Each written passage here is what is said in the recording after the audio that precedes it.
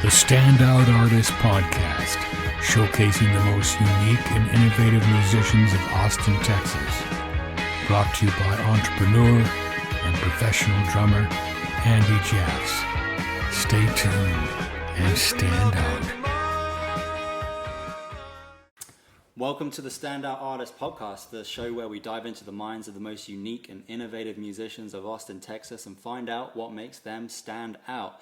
Today I have King Kharry plus Osiris Ascends. So this artist that I have on today has two names that he creates music under. One is more a project that reflects his cultural backgrounds, and that's the King Kharry one. And then Osiris Ascends is just talking about it before the podcast, like kind of sci-fi inspired, Egyptian, cinematic, that's basically how he expresses himself with that music. So we're going to get a lot more into that today, but just a little bit of a background how I met, I knew him as Kharry when I first met him at Kuya, which is, I guess you would describe it as a transformational center of some sort. They do the sauna, cold plunges, float tanks and stuff there. And they were doing a, what was it? It was a Burning Man kind of farmer's market. So very, very unique. And my friend Pat introduced me to Kharry, and it was just like, when you just meet someone, you're just like, I know this guy has so many fucking stories to tell. And in fact, Pat was telling me yesterday, I was hanging out with him, he was like, yeah, he does this and that. I was like, okay, I gotta get him on the podcast. So electronic musician is what I know him as the forefront, but I know he just has so many different stories. He's been in Austin for a number of years now. So absolute pleasure to have you on the podcast, man. Yeah. I'm looking forward to sharing your stories. How you doing? Good. Thank you for having me. And thank you for having me impromptu. I showed up on the wrong date. Yeah, so we were meant to be doing this next Thursday, but then I get an Instagram message from him. He's like, hey man, I'm outside. I'm like, shit. So I give him a ring. I'm like, hey, I thought we were going to be doing this next week. But honestly, I was just making dinner, so I was like, let's do this, man. And I think there's a lesson in that. I think, not to jinx it or anything like that, but when it comes to creating something, the stuff that you create like in the moment, like that's usually the stuff that is going to be like the best stuff. So I think I'm really glad that this happened the way it did. I think it's, just a spontaneous adventure. I'm more about that, That's sometimes how it be too. Especially in the music world, man. Better be fucking ready. I actually had some experience producing a podcast, and with that, I'll go into a little of my history. Where did your journey start, man? Tell us. I've been in Austin for about 13 years now, almost, probably a little less than that. But I've grown up most of my life in Texas. My folks live in San Antonio. I went to school out there, high school, and a little college, and then right in the midst of college, I was playing in like 4 different bands. Like I grew up playing music most of my life. My dad was a professional musician playing bass. Bass was like naturally the first instrument I played from him, picking it up from him. But when I was in college, playing 4 bands and trying to manage doing school at the same time, you could imagine there was a conflict there. And one of those bands became moderately successful, so I spent a few years of my life touring. And this was in the early 2000s, like 2007. It was like a kind of guitar-driven indie rock band called the Panic Division. Okay. And still an active project, primarily just a singer at this point. But I was playing synths for them, and I actually spent a lot of time playing in a lot of metal and rock bands most of my high school life. And that when I was trying to figure out what to do when I left that band and that project, first inclination was to get as far away from Texas as possible. Wow, yeah. and kind of see the world, which I did. I did do a little bit of traveling. I was convinced I was going to move to another big city hub, Chicago, New York. Yeah. I was born in New York, so I always had an affection for being in a metro city hub. And then I ended up in Austin because I just couldn't get over the people here in Austin. Austin has the best, even when I travel and I go in other parts of the world, it makes me appreciate my home that much more too. So that's it. Special place. Yeah, that's, I guess that's just a small, short snippet, but of how I ended up here, but I'll warrant it. So you said that you ended up touring with that band. Was it Panic? The Panic Division. The Panic Division, and you said like worldwide you were doing that, or just like kind of around America? Just mainly regional. Okay. I was mainly a live implementation of that project. Yeah. And I grew up with a lot of those guys that were in the band. Saw it kind of opened a door, or what I like to say is lift the veil of the eyes of a big, bright eyed musician.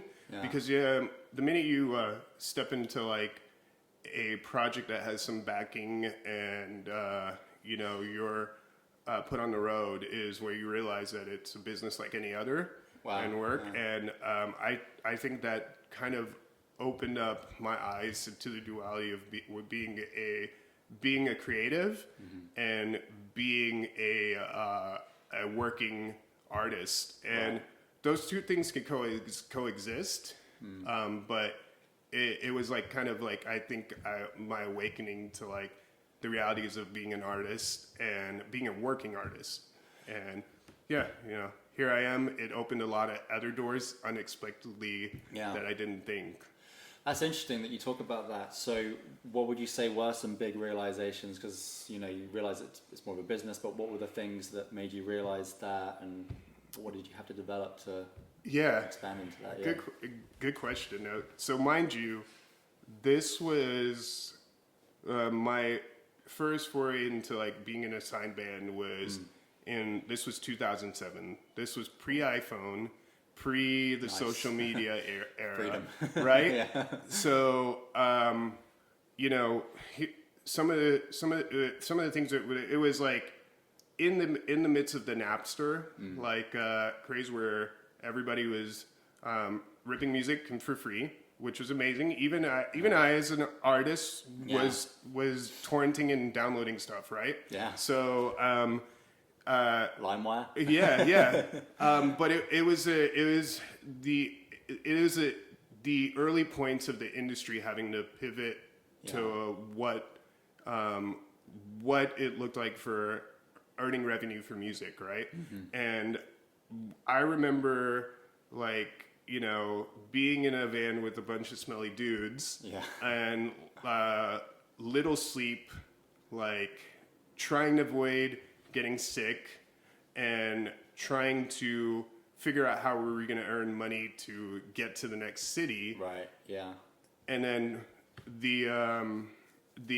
and having the times of our lives, but the other perspective of for a lot of people, even musicians on the other side, is you quickly realize that no, this is actually work. Yeah. And people are like, oh man, you're so lucky, you're on the road, you're living the life. I saw you guys are about to play Warped Tour. You must have it made. But they forget to realize that while they are at work, you're trying to get to maybe the next city. Or you're trying to get sleep. When you're at work, they're asleep, and often between this, and this is like another topic I'll probably go into because I love it. It's like mental health and well-being for musicians. It can get lonely and depressing really quick. Really? On the road, because you're not grounded to what you don't have really control over your environment and the elements. And then when you want to connect with what you know and what's familiar to you, you're often people often dismiss that connection because they think you're living a glamorous life on the other side. And then they go into like you're living that life. But the reality is that you have to wake up. You have to make sure you get to a city in time for whatever their sound check requirement is. You have to, and I know I'm going down a tangent. But no, this is good. But check at the time sound scan results, right? Like, how's your CD selling? What's your demographic area of like where it's selling? That's where you need to target. That's where your next tour should be. You have to make the press. Like true marketing interview. Stuff there. Yeah. So all of this stuff, as I'm like, a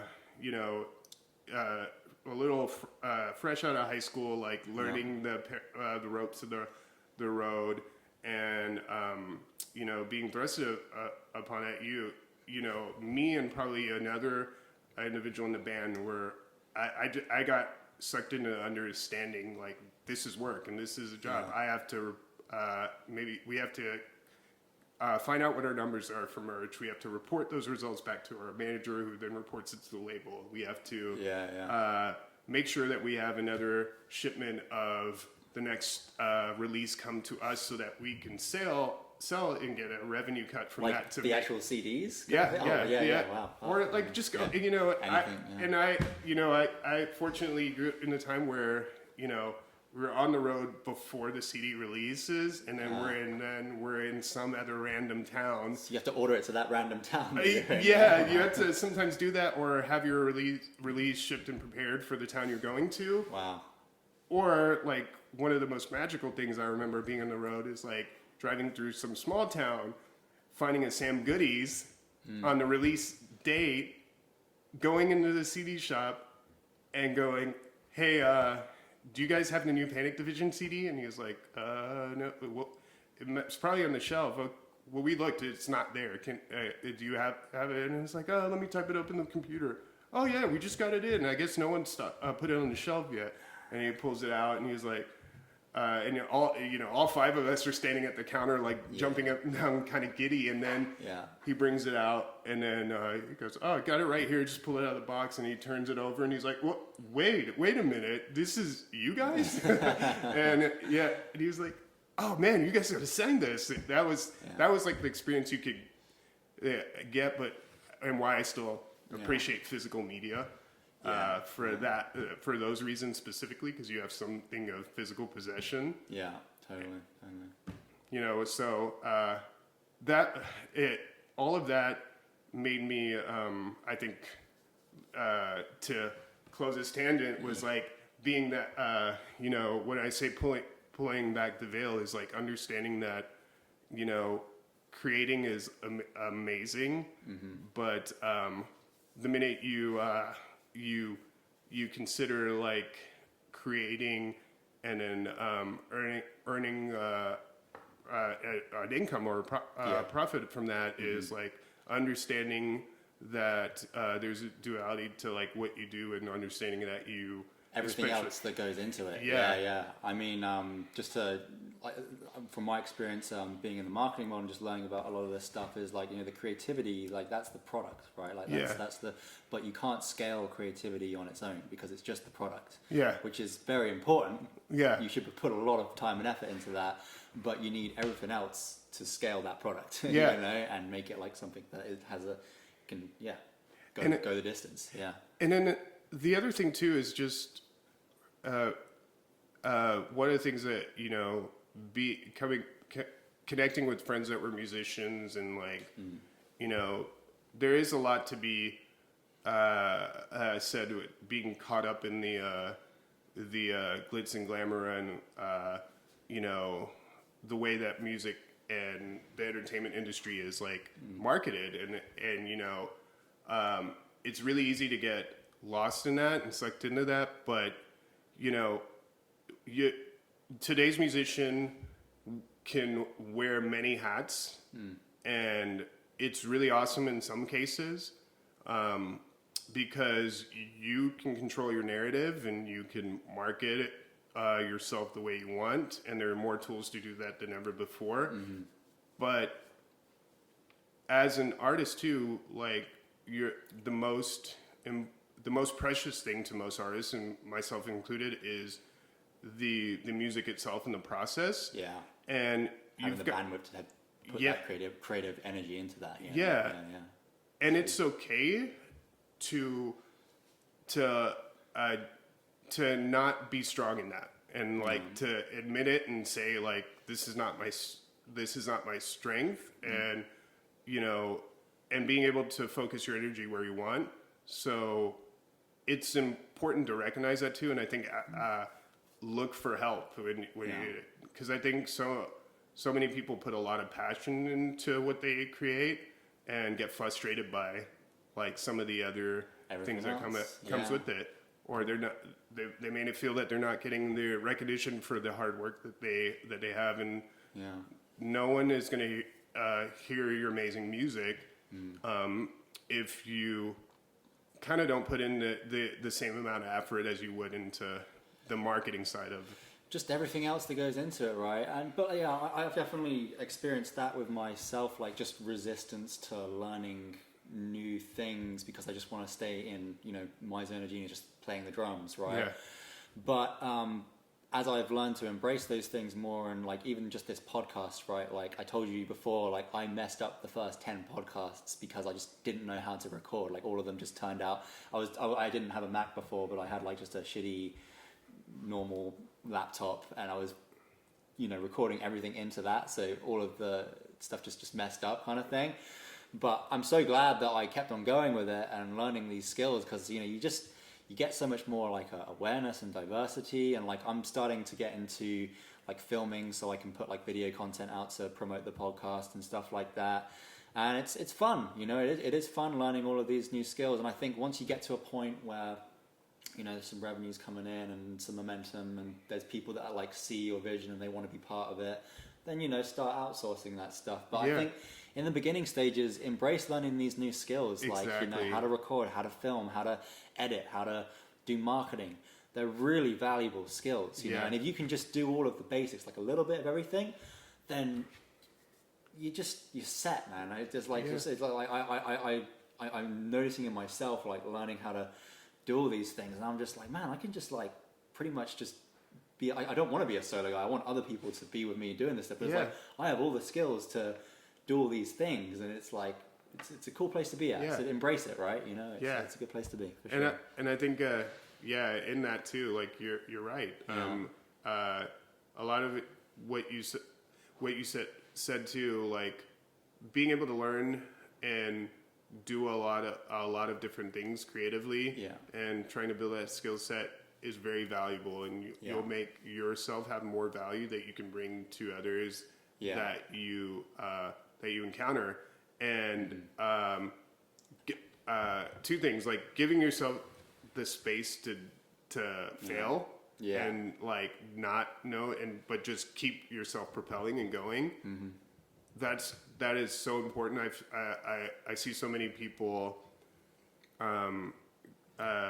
put a lot of energy to going, I'm going to do this. I'm gonna. They may put resources. They may even like compensate and put a lot of investment into what they're doing without giving them the space to just also do and fail. Yeah, like buying expensive equipment like too early. Like I could buy like a nice camera right now, but I'm just like, just start filming on your iPhone and just like get the editing down and do all that, and then like if you realize that this is something that you could do long term, then get the expensive equipment. Exactly. You know? It's like, just chill. And I'm guilty as charged too. I've done that. And I only speaking of that because of experience.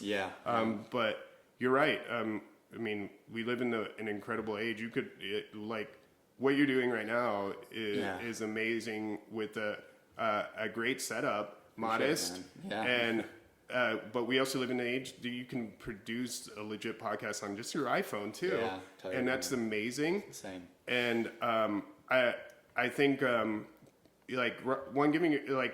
increasing your value as a creative by trying many things. Try as many things until you know what you really like, but also giving yourself to do it enough time to fail at it miserably. But keep propelling yourself to continue and learn.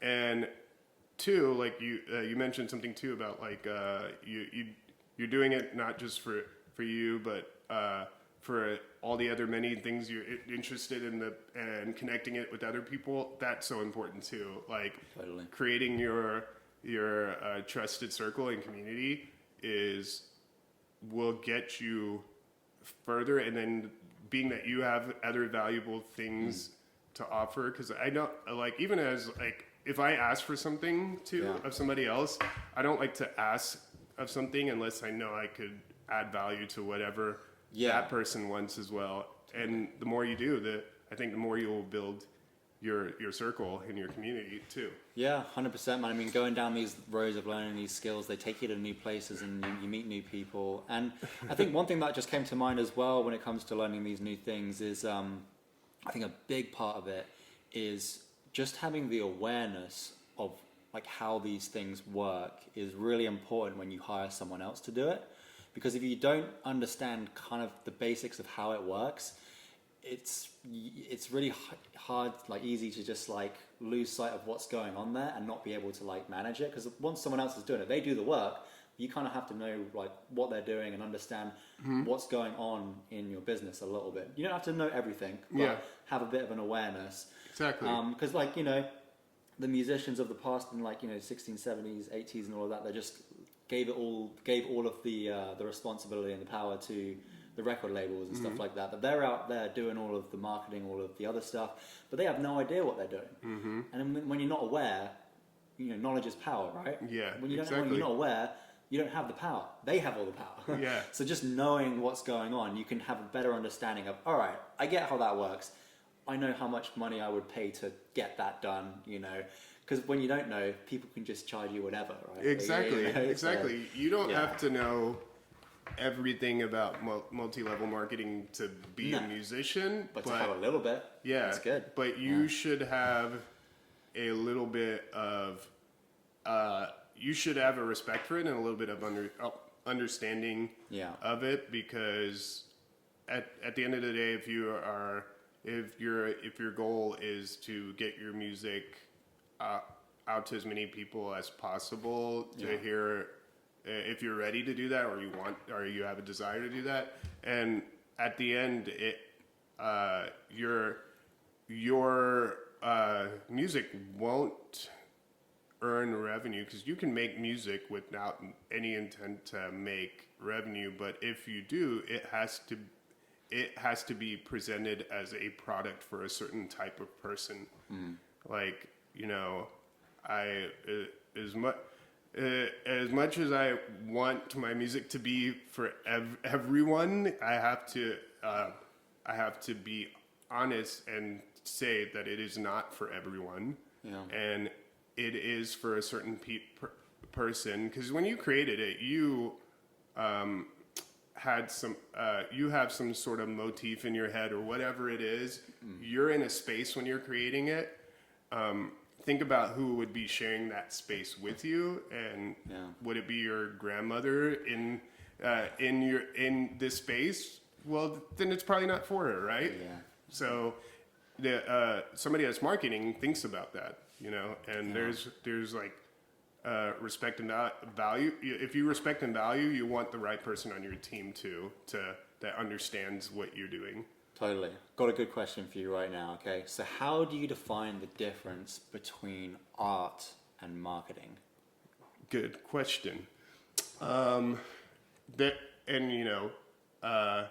two different hats. They're different things. Yes. But when you want to make it as a musician, you need both. Yes. But how do you determine the difference, right? So there's no right or wrong answer, right? I just want to hear your perspective on it. Yeah, art.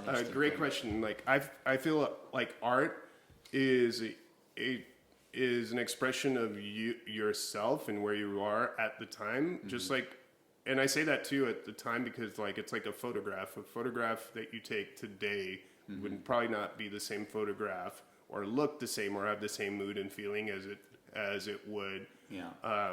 Like 10 years later, and that's due to a lot of different variables, your environment, the technology, whatever it may be. Right. So in my opinion, some of the best art is a true, honest expression and sometimes raw and in the moment of where you're at in that point in life. Now, marketing is a whole different hat and ball game, because it's like then taking that product, then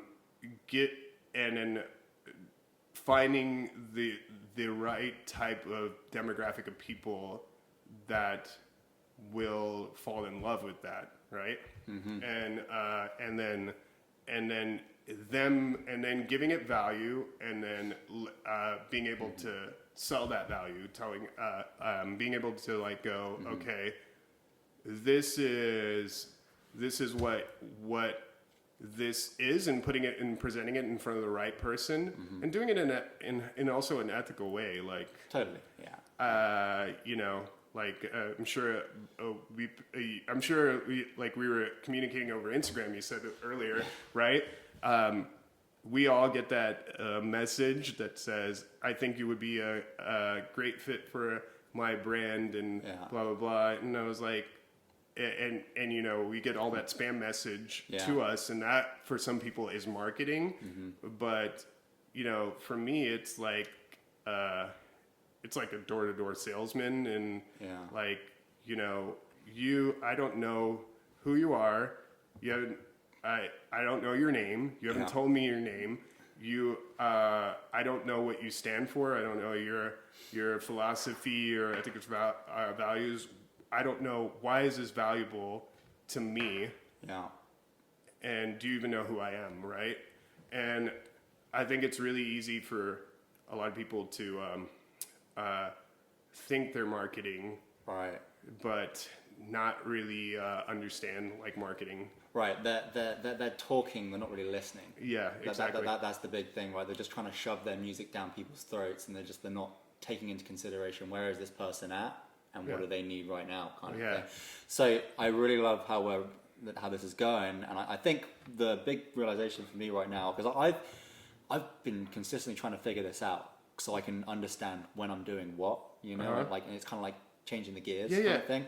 Wait, let's rewind a little bit, because I want, on that note, let's rewind back to how we met. Like, it's funny, we met at the perfect place, which was like a health and wellness, like kind of spiritual, communal, very what's the word I'm looking for? A lot of people that are it's a great community at Kuya. It's like really amazing. People that are into spiritual and health wellness, and in tune with that. They created basically a sanctuary for community, and it's a really cool space. Yeah, and it's also, alternative like health and wellness medicine. I've never done a cold plunge until my friend Josh invited me in there. But I'd heard a lot about the health and wellness benefits of it. And my friend Josh, who goes by Jesus Josh, another great guy in this community, by the way. Awesome. And he's been doing a lot of, he's reaped a lot of benefits of going there, but he also is a passionate music lover, and he DJs, and they invited him to DJ at their once a month like pop-up market that they have there. And he asked me to come support him and maybe help him with the setup there, and then play some music with him. And that's how I ended up there, and meeting a lot of cool people like yourself, just like singing out, having a good time, and connecting with others. But you introduced yourself as a marketing. Was that the first thing I said? Like, I'm a freelance copywriter. And I thought that was interesting. That was the first thing you said, but then you also told me you were a drummer and a musician. Yeah. And I thought that was really interesting. And it made me want to engage with you more on that too. Yeah. So you work on copywriting, and that, I think that's a really interesting juxtaposition to be in. Right. So I'm kind of curious. I want to turn the question right back around to you. Like the whole Yeah, art. yeah. Totally. So what I'm realizing now, and I've really trying to be like get super lasered in on this. Quick marketing tip actually for you guys out there. So I didn't do this intentionally, but when we spoke, you know, I told you that I was a copywriter, then a drummer.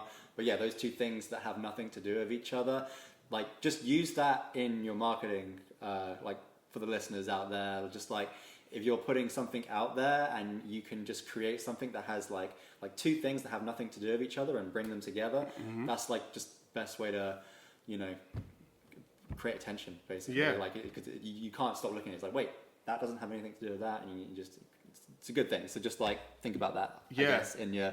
But anyway, to go to how I think. So yeah, I think when you're creating music, create music for yourself, and really just like don't hold back anything about yourself. Like just like fully express what you're feeling and what your vision is. Like it's all about you basically. I think some musicians when they sit down they do say, okay, I want to create a song that makes someone feel like this and all of that, but it's still you're tapping into yourself, right?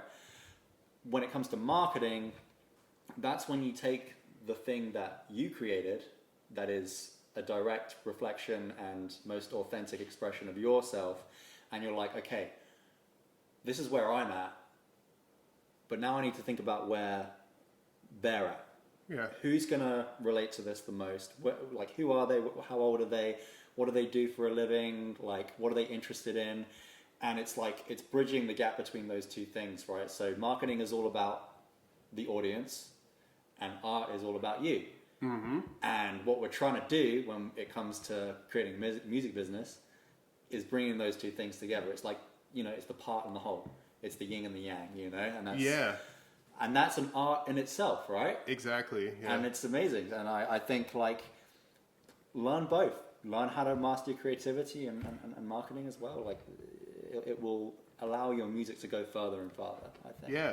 And sometimes, like, marketing could be also, you know, I hate sometimes saying the word selling, but it's genuinely what it is. Like, it could be selling something to somebody that they don't yet know what they want. We're selling emotions and identities. I think that's what we're selling at the end of the day. Yeah, because like that's what people want when they listen to music and follow a band. They want to feel part of something. Exactly. Or they want to feel like people enjoy like feeling like they're on the wave of something that other people haven't even been introduced yet. Like imagine like discovering Led Zeppelin or something like that when they were coming. I was just like, I feel like I'm part of something really cool. Yeah, I was just watching Jimi Hendrix and the Experience documentary, and watching him live, man. Yeah, one of my I can only wish.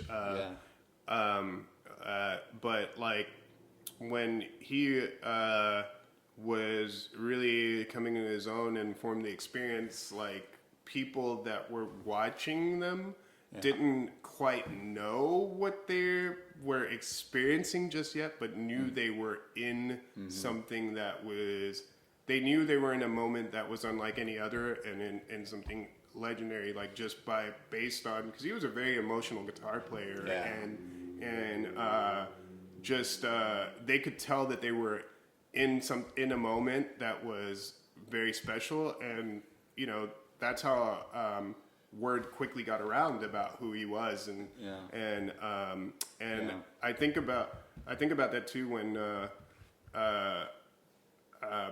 getting into that phase of marketing too, and trying to put what I create in front of somebody else, and I love the way you position it, because you're exactly right. When you create, you should be creating.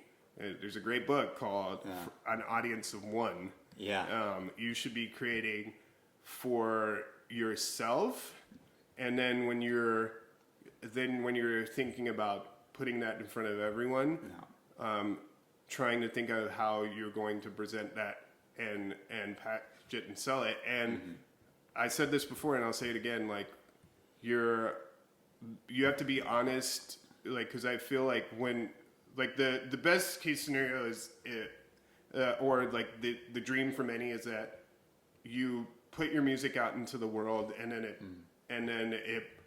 it everybody loves it. Yeah. But the reality is, no, everybody is not gonna love it, and it's not for everyone.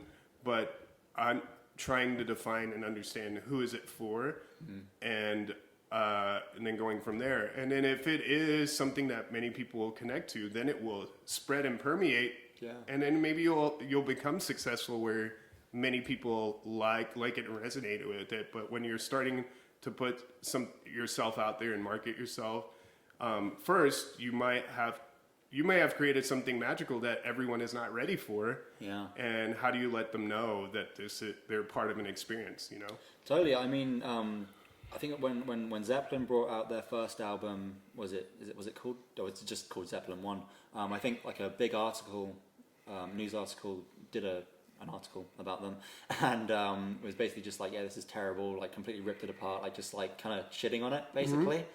And it's like, fucking hell, that's a bad article right there, you know. So it's a journey, you know. Like it's all self-discovery as well. Like music, you're discovering yourself, and you're becoming your most authentic self, and like taking off all of the stuff that you've maybe picked up over life that isn't in line with yourself until you get to that point where you're your most authentic self. And then it's also a journey of discovering who you like, the audience that want to be part of that. It's amazing, man. I mean, I think like having some kind of creative outlet and putting all of your energy and focus into that, and like developing it is just the most amazing adventure you can go on. It's the journey of you know. It's amazing.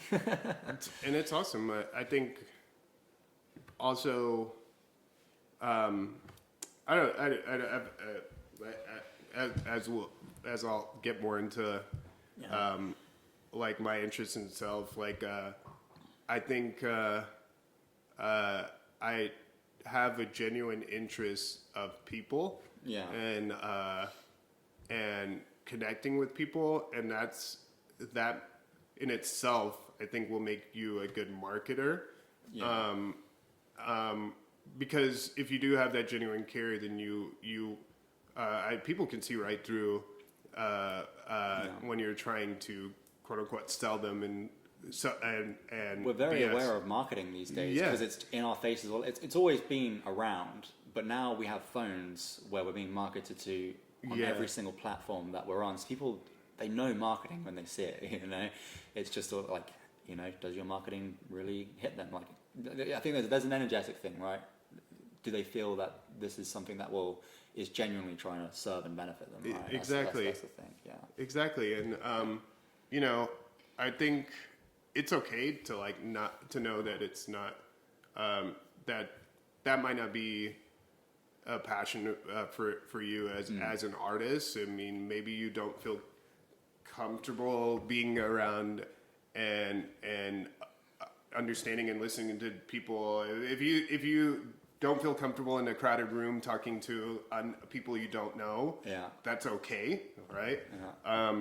But I think and this is why I say lean into your strengths too when you're like thinking about marketing and creating, because, you know, I think you will become a better marketer if you have a genuine interest in people, what they like, what maybe they don't like. Don't let it influence what you create. Always be your authentic self when you're creating. But I think, you know, and I go into this too because when I was in college, I thought I bounced around through a lot of interests. I thought I was going to be an art major, and then I did some music, and then I actually found a real big interest in psychology and social studies, like, you know. Nice. And I think it all came full circle for me too, and like thinking about what happens after I create and how I want to present what I create, you know? Yeah, totally. And actually, like diving deeper into that, it's like if you create your art trying to impress everyone else, it's gonna suck. Yeah. If you try and do marketing, trying to do what you think is right all the time, like, you know, your own agenda, your values and all of that, it's also going to suck. So Yeah. it's like, opposite. So yeah, it's an interesting conversation, man. It's not all boring, guys. Marketing and art, it's fun. Yeah. Yeah. So that, I guess I could use that as a segue to kind of share. Yeah. What were you gonna go into that? I wanted to actually get into your like electronic stuff. But, Yeah. So tell me about. I guess that. let's rewind to like who I even am. This is Yeah, great. yeah, like yeah. going on a whole.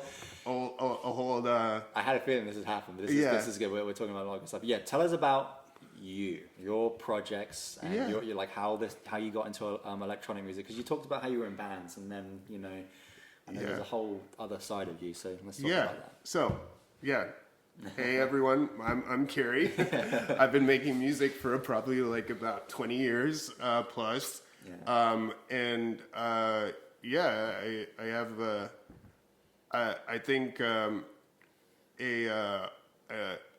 experienced like a diverse set of like cultures in my upbringing and where I moved around a lot when I was younger. Yeah.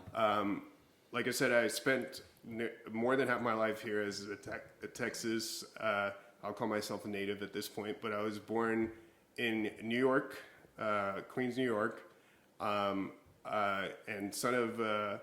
First generation son of two immigrants from the island of Trinidad and Tobago and Grenada, so the West Indian Islands. I think because of my cultural background of bringing it informs like where I'm at with music and the experiences I've had. So you had brought up and kind of introduced two of my different projects that are two different pseudonyms, all me.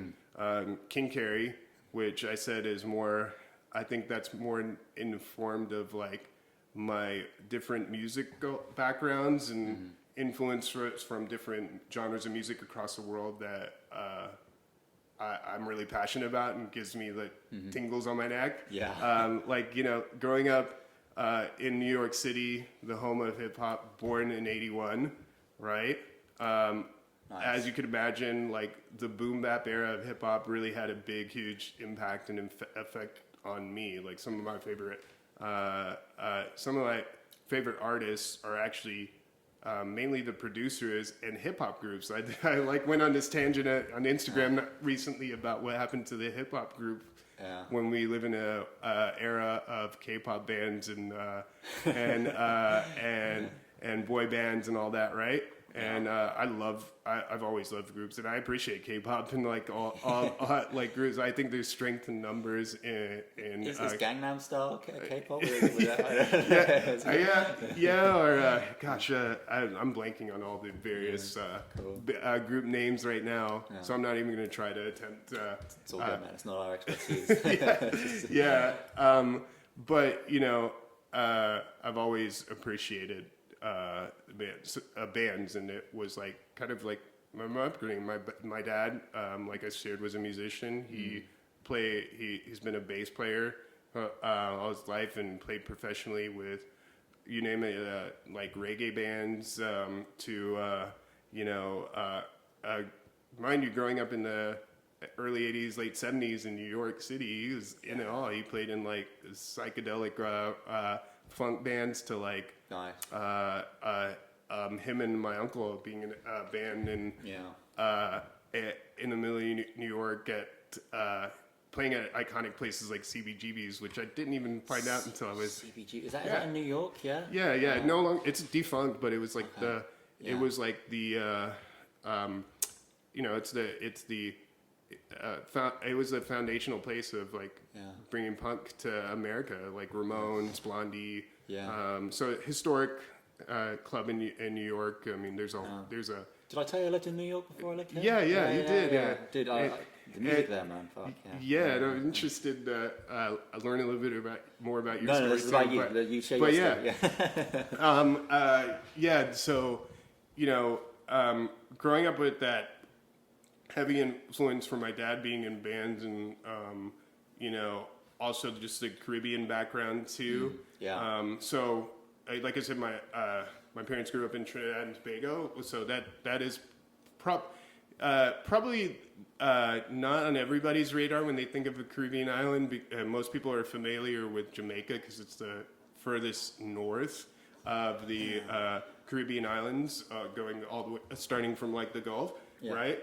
And so when people heard my parents' accent, and I had one when I was very young, they're like, "Oh, you guys are from Jamaica?" And I'm like, no, there's a whole other string of islands. But Trinidad is the home of the steel drum.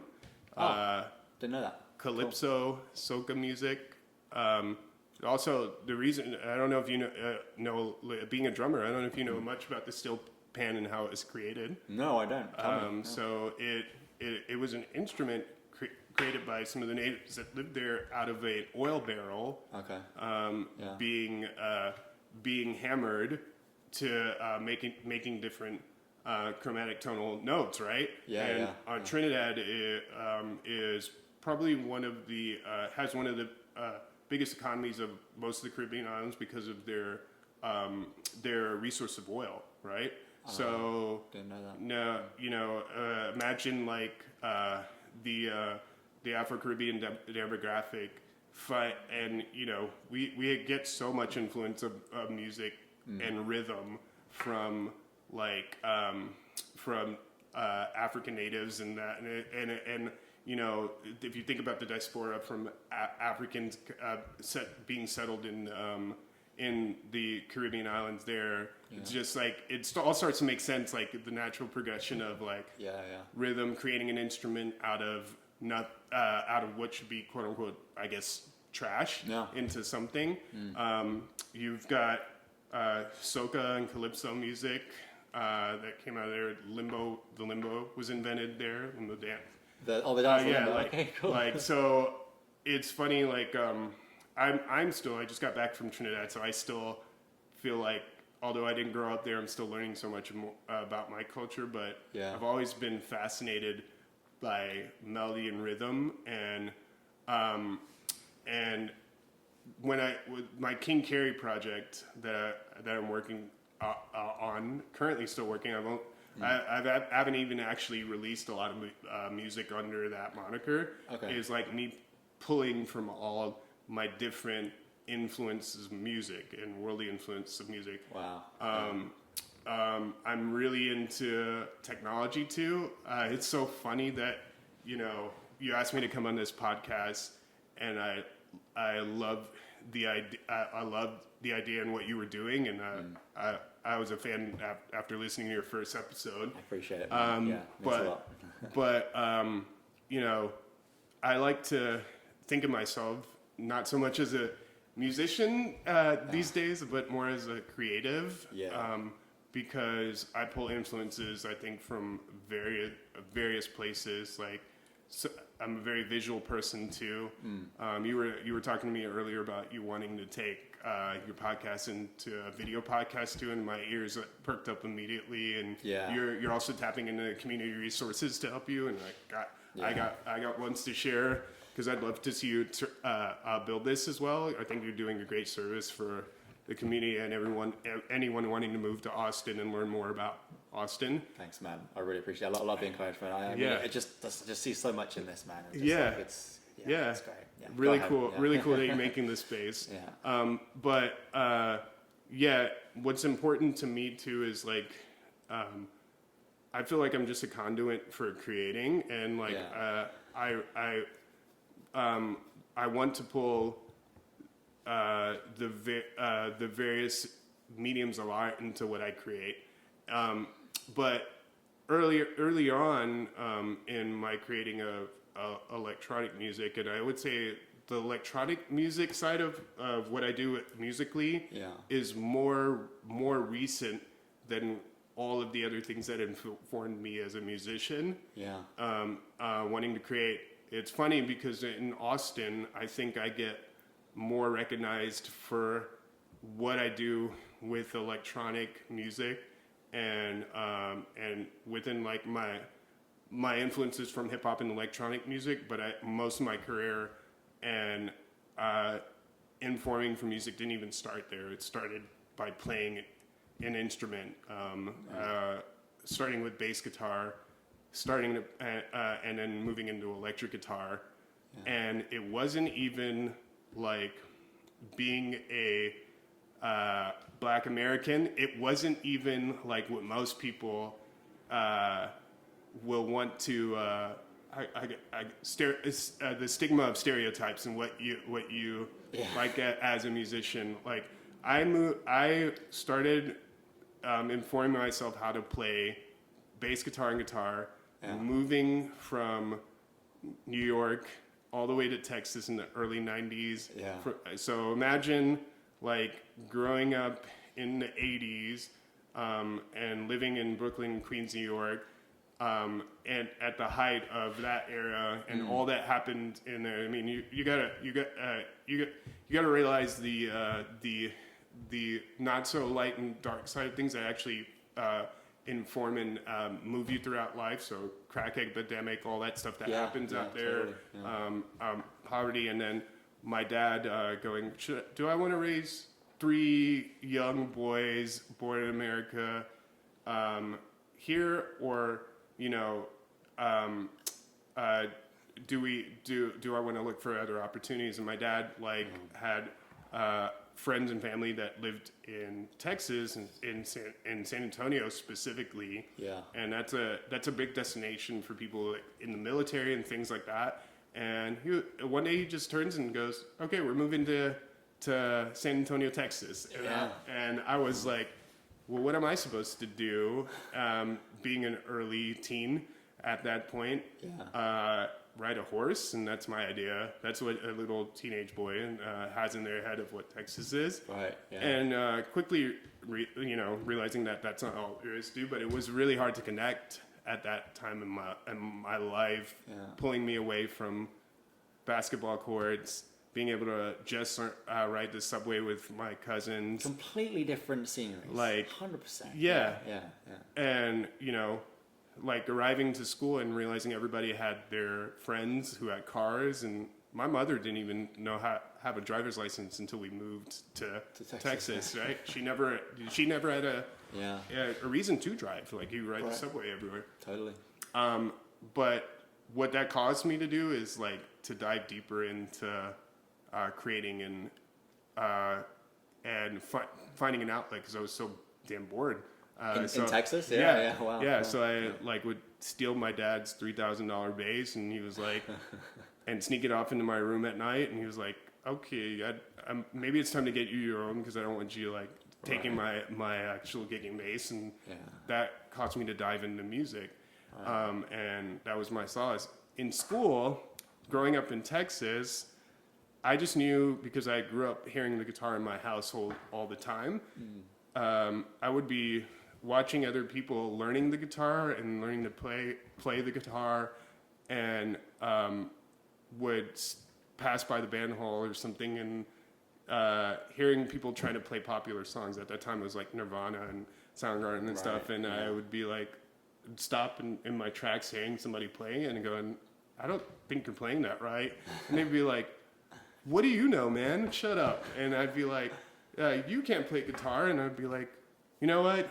Give me like a day and I'll come back and I'll show you how to play it. And I would literally play on my cassette deck, learn how to play the track like exactly the way that I heard it, and then go back to school and play it for that person.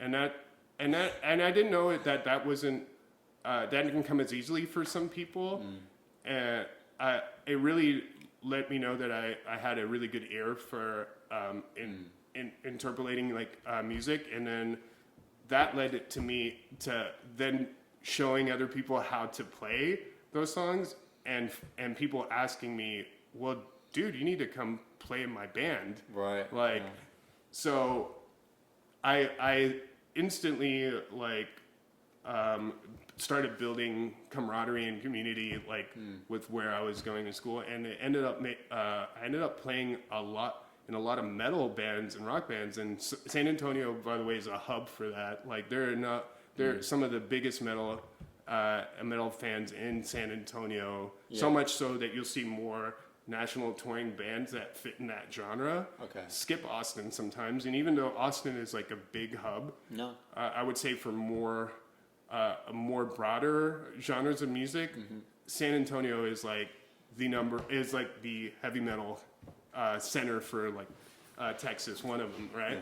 So I spent like years kind of my teeth playing in a bunch of different rock and metal projects, and like I shared, it took me around the country, and then when I moved back and was all the perils of being in a band. Being in a band is like being in a relationship with 4 or 5 other people. It really is. Yeah. You're not only trying to get the most out of what you want from music, but you also have to be aware of like your other bandmates' emotions, like what's going in their lives, because that's all part of whether you could be an efficient unit.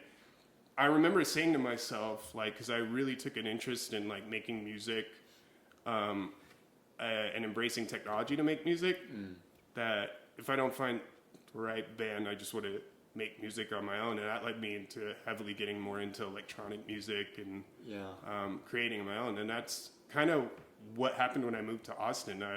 I started reverting back more insular into creating what I wanted, and that's why I think a lot of people know me here for being an electronic musician, Right. Yeah. where everything else informed me to get to where I'm at here now. Yeah, I love that. So it kind of just became something where you're just like, I don't want to have to rely on anyone else for me to be able to creatively express myself. Was that like a big part of getting into the whole technology side of things? Yeah. And it's funny too, because don't get me wrong, there is something to be said about creating music with a group of people. Yeah. Because it's almost like when you are creating, one of the biggest things I appreciate about, and I miss honestly about being in a band, is that you can come with an idea, and then it quickly turns into something that's well beyond you, and and sometimes could not even be created by one person, right? So it manifests into something else that is beyond even each individual that are sitting there trying to create it. And I miss that synergy and unexpected randomness. Yeah. But yeah, you're right. It's hard work too. Yeah. It's like joining another company or like being in a new relationship, and if you want to make it work, you have to work for it. 100%, man. Yeah. So actually, let's talk a little bit more about your music, because I was listening to your stuff on SoundCloud, and I was just like, this is good, man. Like, I don't actually listen to a lot of electronic music. It's actually kind of hard for me to get into that. I do have an appreciation for it, and I especially like it when it's brought with a live band. Yeah. Like, I love Tame Impala's stuff. Yeah, I do too, man. Amazing, like Radiohead when they started doing all that sorts of stuff. Another one of my favorites. Two of my favorites as well. We're getting on like a house on fire. So like, I love it when it's brought with a band. It's really hard for me to listen to music just like that's just electronic music. Sure. But when I listen to your music, I was like, oh, I can like this. I can enjoy this. Like, it's you can't fit it in a box either. So like, because we're on an audio podcast here where we're not able to share the music. I'm trying to like describe it how I've interpreted it while I listen, but I just there's definitely a dance element to it. So like you could dance to it, which is what I like. Like you can move to it. It's not just like, you get some electronic music where they're just being kind of weird and they're using all these like different things, and it's more about like the creative appreciation for that. I felt like, okay, this is definitely a lot of creativity and art has gone into this, but I can move to it, I can dance to it, and then it's also very approachable, and like just got like these. It makes you feel something. It makes you it gives you a certain feeling. Like you were talking about like Egyptian and sci-fi. I can see that in your music, how you're trying to create some kind of scenery. Like I'm in a movie of some sort. So I hope that describes best to you guys, but just go check him out. It's King Kharry on Instagram. I think he got some really amazing electronic music there, and I just love to hear about like how you like your creation process. Yeah. Like how does that go, man? That's interesting. Yeah. The you not only describing it, but like your personal interest and around electronic music, and now you listen to it. And I'm curious to know, before I answer that, like, what do you think causes you sometimes to like detach from electronic music? And I asked that specifically because I was not, when I shared like my early upbringing of being into music and where I started. Yeah. But there was a time where I was not into electronic music. I was I didn't really have the affection for electronic music as I do today. Yeah. And then there was a pivotal moment for me where I was like obsessed with it. So I wonder what causes you to detach. For sure. I mean, I'm definitely like, I'm really glad that we met, because I've always wanted to go into that world, because I know it's a completely different world. So like, it's something that I'm hoping you'll inspire me more to go down. But I think it was because when I was like 16, 17, like 18 sort of thing, I actually did get into electronic music. Like I was in England, and I was getting into drum and bass, and I was going to illegal raves in abandoned warehouses, and I was taking 6 different drugs at the same time, and just going on fucking just like, and that was a completely different Andy. That was like, I remember around that time, I stopped drumming. I was just being a little shit, and I was not getting along with my parents. I kicked myself out of my house. And I think I just associated electronic music with the drug scene, you know? And I quit drinking recently, and honestly, one of the best decisions I've ever made. Awesome. And I think, that's one thing that has just steered me away from electronic music, is because I didn't want to be in the drug scene, you know, and the getting fucked up, and that's, you know. But like, I don't actually have anything against drugs, to be honest. Like I take mushrooms here and there, you know, and I think like there's positive uses of MDMA and stuff like that. I'm going to Envision Festival next year, and I probably will take some like indulge, and I will. But like, you know, it's something that I can only do like once or twice a year. Yeah. Because I need to be in my, you know, I need to be grounded, you know, kind of thing. So that's why I think I've been steering away from electronic music, because I associate it with that part of myself. But I realize that, you know, that's not all of it. That is a totally fair assessment, right? And when many people think of electronic music, like, that is a stigma of it too. They think of EDM, Coachella and Electric Daisy Carnival, and sometimes like abrasive, in your face, repetitive music, and that's the thing, because like as a musician, as a drummer, I want to be able to connect and like appreciate, but like, can you appreciate boom? You know, just like you know, repetitive music. You know, so, it's hard to emotionally connect. For at least for me, and I assume for many others. To music that goes to one extremity without having dynamic and a dynamic range and depth. Like, a music for a lot of people reflects an emotion, and you're never in one emotional state throughout a single day, right? So like, I think it like the music that I connect to the most to has peaks and valleys, right? And dynamics. And while not even just to like electronic music, there are genres that go to an extremity, and it has its place, and there's definitely things to appreciate and love. Like, I'm a closet death metal fan, right? Like, totally, but it can be divisive when you're like in that genre and style, and it's like to one extremity, right?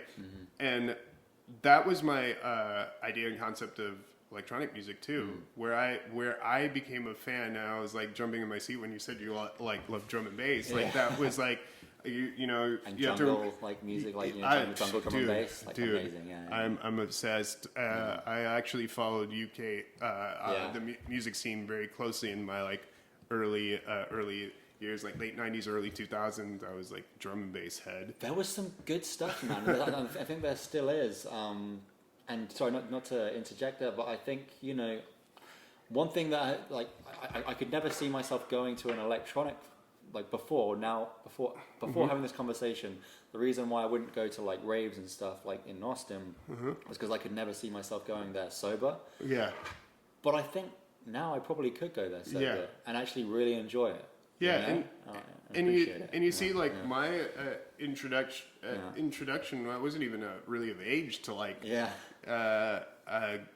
be participating in the high days of the rave days of my era. But there was a time when I got into that scene too, and yes, while drugs. It's funny, like I think I'm not in any way advocating drugs. Don't do drugs. No. But it could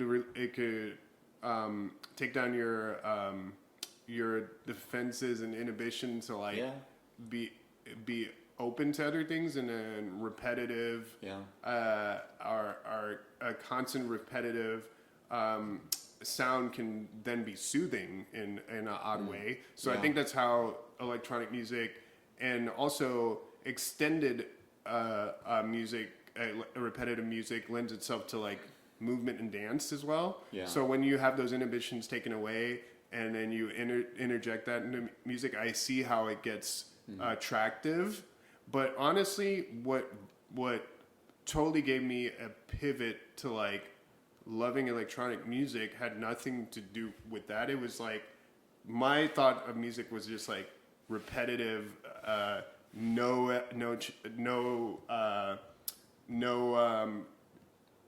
changing dynamic music, right? It's just build up, drop. That's it.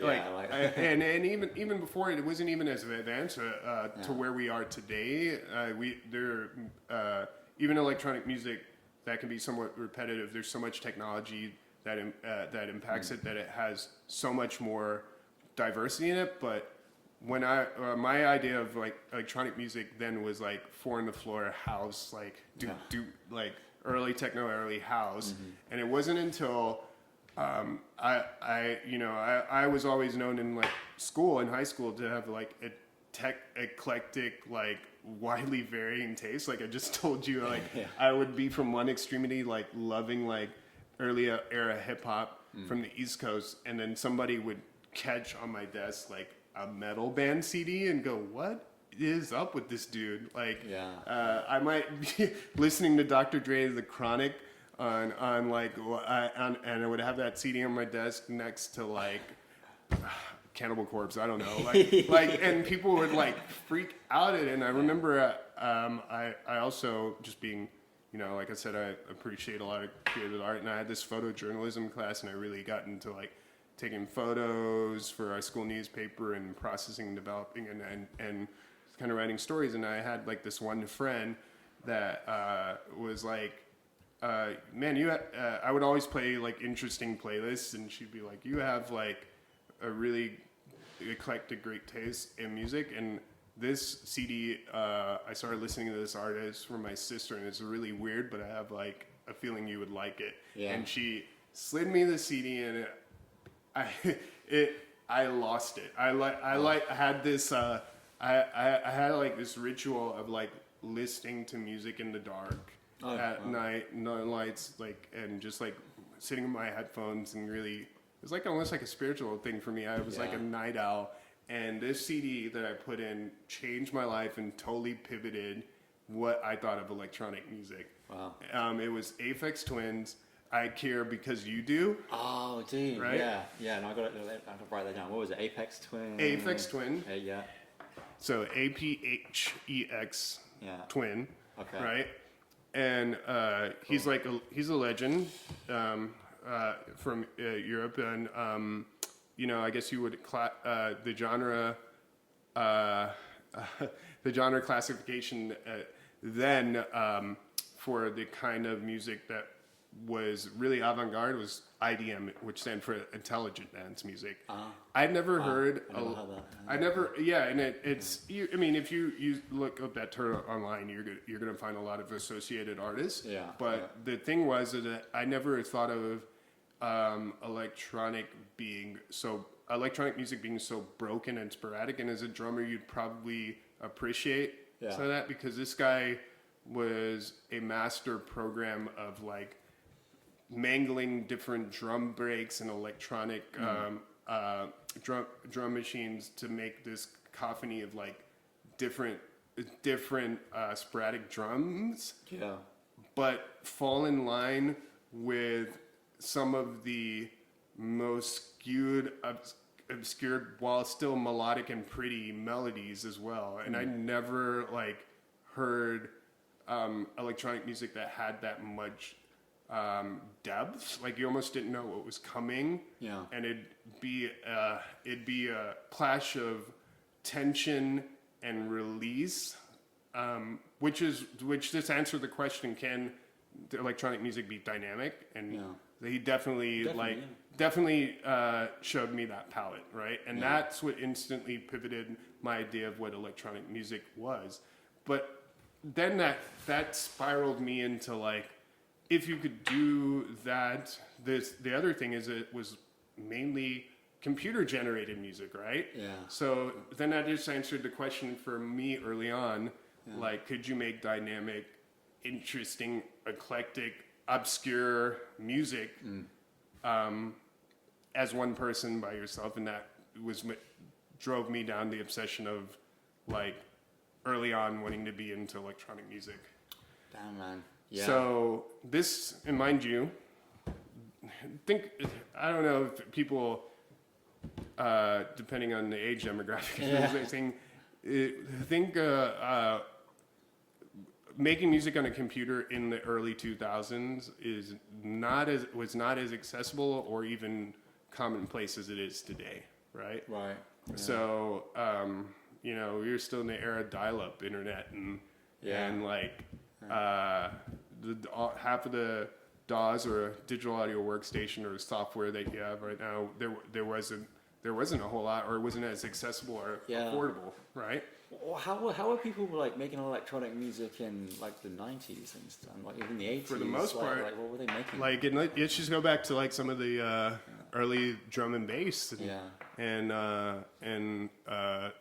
just like a drum artists machine? Like that's pretty much it. Yeah, it was being made from actual hardware, samplers, and machines, right? Yeah. And then a combination of different pieces of hardware to compose your entire song there. So let's just take like Ronnie Size and Dillinger and all these like good shit, man. Like you can go on YouTube and watch like their process of creating music. And I was just watching like Dillinger on YouTube recently, and how he would get his bass sound by like running his sounds were in like a rack mounted Akai sampler, and Akai makes the legendary machines that even like hip hop producers were acclimated to, like the MPC 1000. You record little sound bites. He would take that, have his bass sound, run it through a mixer, process that, maybe have a hardware synth, maybe have an electronic drum machine. Yeah. So you have all this combination of different gear to make it, but the centerpiece, to create electronic music wasn't like, for a lot of musicians, it starts with a computer. Right. And that's not where it started for a lot of musicians then. Some machine thing. Yeah. Wow.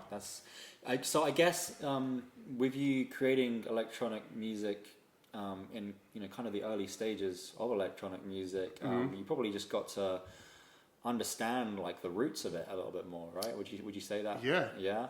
Just like you advanced with the technology. It's not like someone who comes in today and starts learning how to do all this stuff and they've got all of this like technology and these apps and these softwares.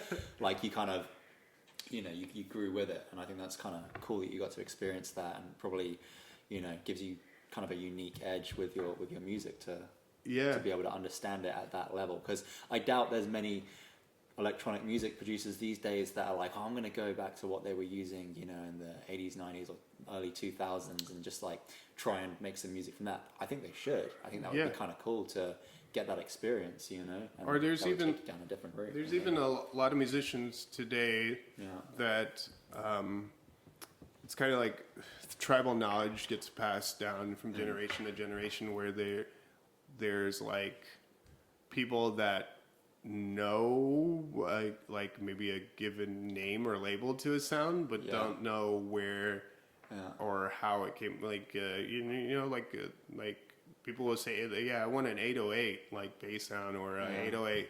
I want an 808 bass line, or an 808 kick drum, and don't even know what an 808 is, or you know, an 808 bass line is almost like kind of interesting and fascinating, because an 808 was never like a bass instrument. It was like they're referring to like the Roland TR-808, which is the iconic and legendary documentary. There's a instrument there. I said documentary because there is a documentary about. That's a drum machine, right?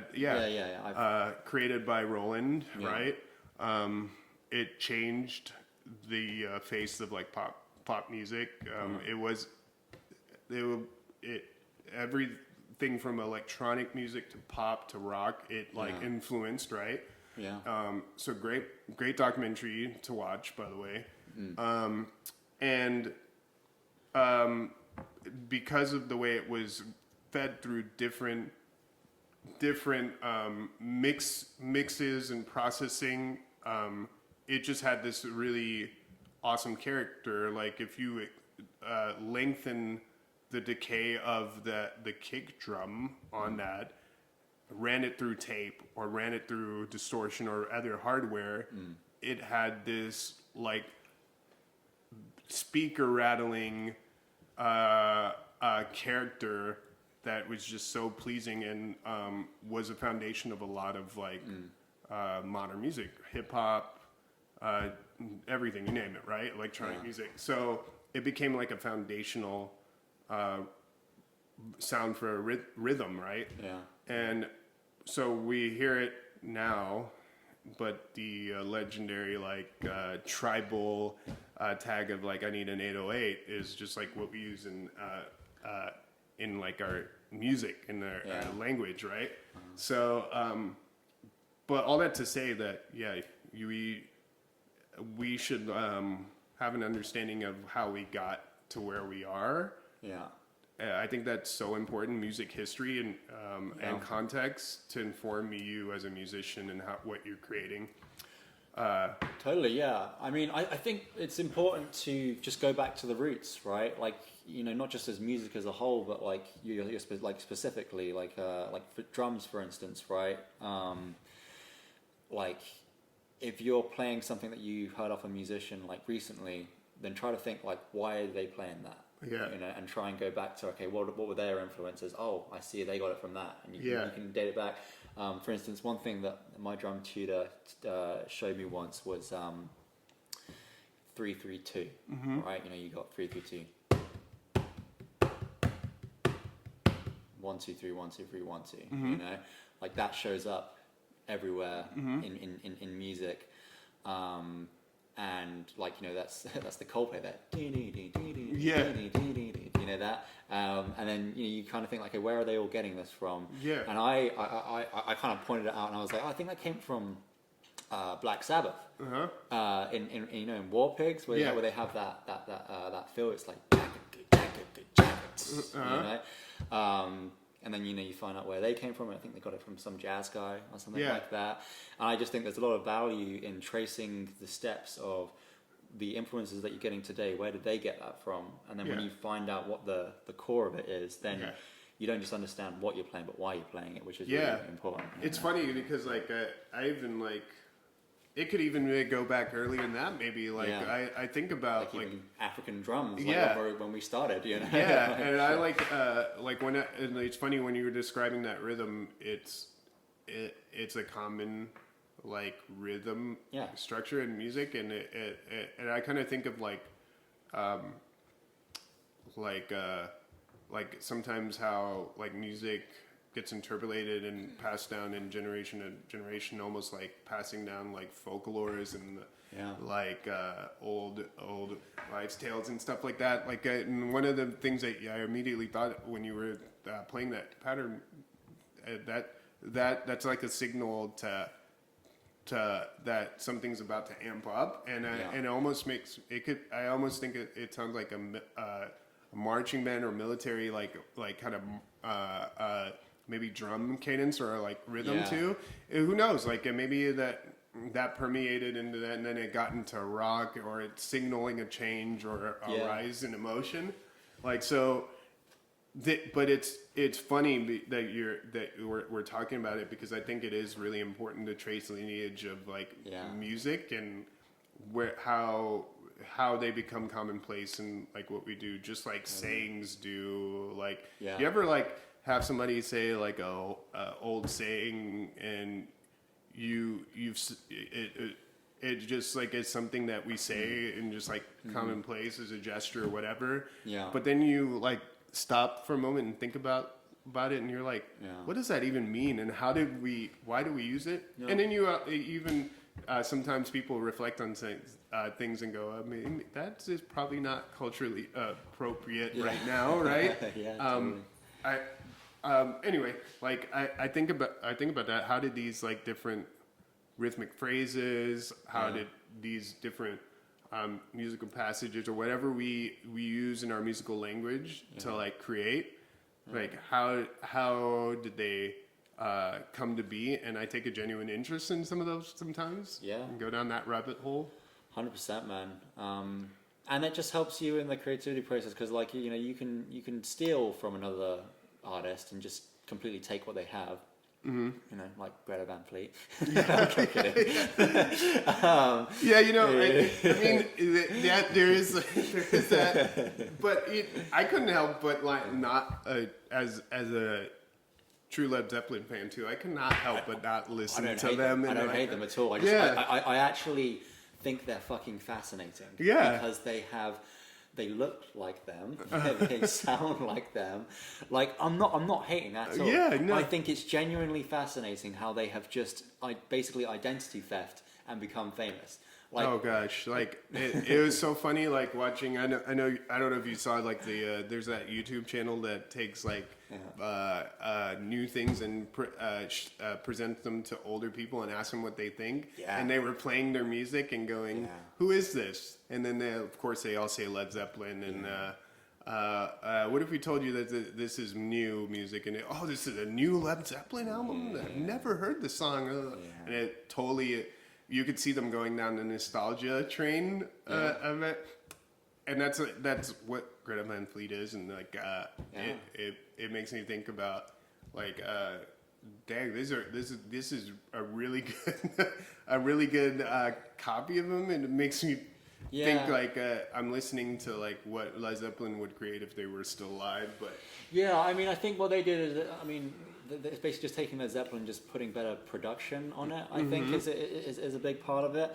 I haven't actually looked into Greta Van Fleet a lot, so I'm not going to criticize anything about them. Like, they're obviously very talented players and they're creating good shit. But like, I think it's interesting. If I was in Greta Van Fleet's position, I'd be like, all right, I could just be like them and just take what they have and like just basically do that, exactly how it is. But if you looked at Led Zeppelin and you really discovered, okay, what were their influences? Where did they get their stuff from? Like Jimmy Page was very influenced, I think, by Robert Johnson, something like that, and a bunch of other blues guitarists and all of that. And you just date it back, then you get down to the core bit, you find out what the formula was, and when you know what that formula is, then you can create something that's really uniquely yours. So you're more taking the concept than the actual end product kind of thing. So interesting. But yeah, man, let's talk about a little bit more about your music. I keep getting sidetracked. No, this is good. I love the rabbit holes, man. I think we're talking about some good shit as well. But like, what's a piece of music that you're either creating right now or something that you've created that is like really close to your heart, and like tell us a little bit about like how what that means to you. What So you're doing with that. yeah, when you asked like when you did the introduction, you asked me how to introduce. I wanted to be introduced and I told you two different names. It was because I genuinely feel like I'm creating in two different converged paths right now, even though they're both coming from me singular and like of the same genre, which is I'm creating electronic music, right? Yeah. They come from two different intentional places, and I feel like I'm at this point in my life where I have more clarity around how I create an intentionality sometimes, and I say that like intentionality to not like I know what I'm gonna create. I don't think that's how you create. Like I feel like at least music that I really speaks to me, and that when I'm creating is and authentic in the moment, I'm just being a conduit for whatever I'm feeling at the moment and what I'm being influenced by. I don't know what's going to come out of it, but I say that because I've created two different monikers to be, while I don't know what I'm going to create, a conduit for two different places that I'm at right now in my life. And as I learn more about myself and feel confident in myself and that, and I think a lot of this, and I think a lot for many people, I think the pandemic informed a lot of what we wanted to see out of life and our environment. And like rightfully so, it caused a lot of people to pivot, because when the world as you know it changes or takes away what you think or you need, or what you think maybe identifies you, or whatever it is. I mean, it's all a construct in a lot of ways, right? And I think it was like kind of the best thing to happen. And I've listened to some of your other guests say that, and that's like I think it's really an amazing time for us that we got to see the world pause for a minute and really be able to ask ourselves and question what we want. And one of the things that I always was like conflicted with, because of like I just shared with you a little bit of my background and growing up, I never felt like I fit into like I actually hate being boxed in a style, or I hate when people try to box me in to think of what to pigeonhole me to something that they think that they know of me as an artist. Instantly, it makes me want to go. I don't. That's not who I am. Totally, but in reality, when you're trying, if you want to create with the intention of releasing music, you have to be able to confidently identify what you do and what you make. So you kind of have to be two. And the only way for me to do that, I think, was to create two intentional different converging paths of music, right? And so, like I shared, King Kharry is a vessel for me to create the influences of different music around the world that I think impacted me, and like some of that being what you touched on, the electronic music scene, and I think a lot of music from the UK influenced me, and not just in electronic music, rock. We've been on this tangent with Led Zeppelin and everything too. And when I told you, I had this pivotal moment of really embracing what electronic music could be. It was a lot of the music coming from the other side of the world that was influencing me. Like I didn't know that there was all this eclectic, abstract, crazy music coming there, and then from artists like Aphex Twin, Square Pusher, and we talked a little bit about that IDM genre that just like shattered my idea of what electronic music could be. But there was also the kind of naturally permeated me to then accept more electronic music dance genres, and like drum and bass was the most fascinating because I've always been attracted by rhythm and bass, like, and it definitely like is a foundation for like a lot of the music that I grew up around too, like Caribbean music, which that was informed by African music, very rhythmic stuff. Got me into a lot of African world music, from Afro beats to reggae to soca to all of this. Was all of that, those genres of music have a strong foundation in bass and rhythm. Yeah, definitely. And then growing up in New York in the hip hop era, and if you look at hip hop and where it foundationally came, it was rooted.